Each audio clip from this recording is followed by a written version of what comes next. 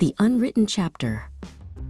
You can only live inside the feed for so long before the glass wall becomes your skin. Today, the feed demanded focus, a perfect study vibe reel, my desk, meticulously organized, the A I earned on the physics test, strategically placed. Ding, a text from Tsumugi.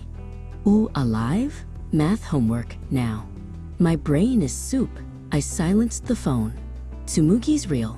The feed is forever. 2 hours later, the reel was up. 300 likes in 20 minutes. The comments, #inspolife, #goals, #Akito. That rush, that's the real dopamine. At the park, the filter came off. The heavy, unedited kind.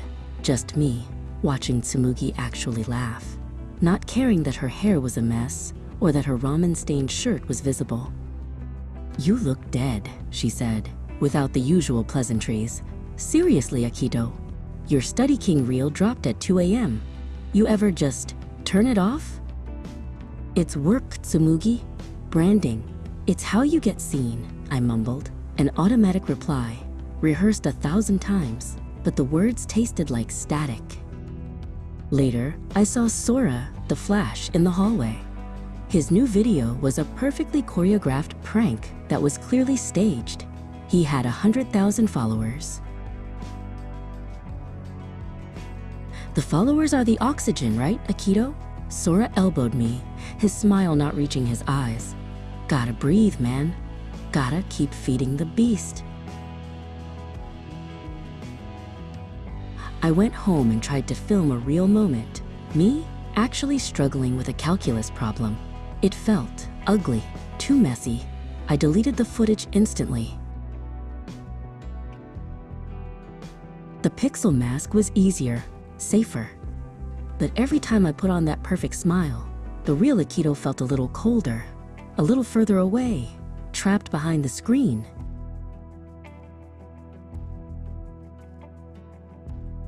I scrolled past Tsumugi's latest post, a blurry photo of a poorly baked cake captioned, "It failed, but it tasted good."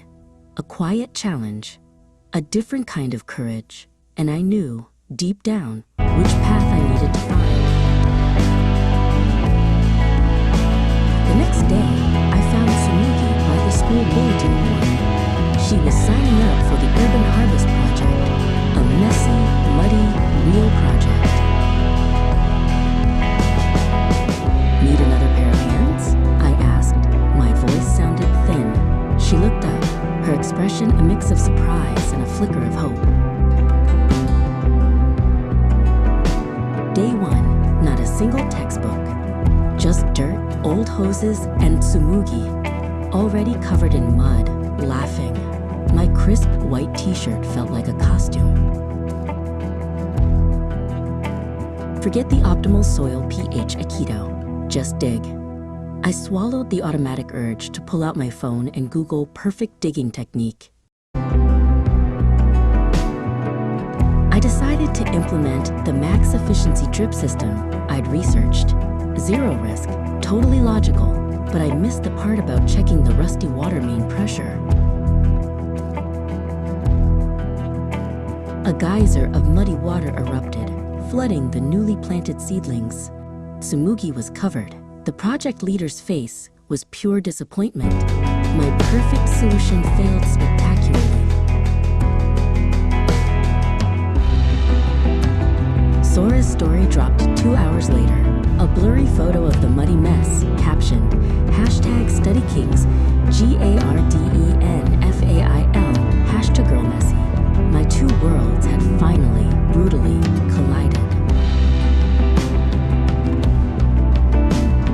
"He's a jerk," Tsumugi texted. My reply, "I messed up, Tsumugi. Like, really messed up. I cost the project time and seeds. The real shame wasn't the post. It was the truth." The next day, I didn't try to fix the system. I just got a bucket, and I started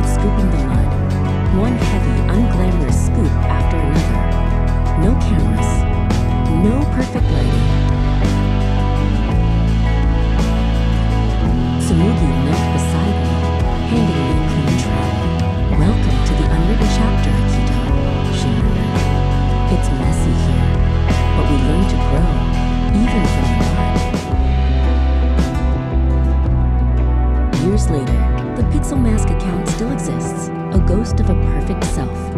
But my camera roll, it's full of blurry cake fails and muddy hands.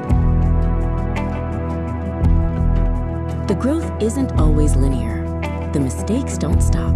They just become the real-life curriculum. And that curriculum, it's the only one that matters.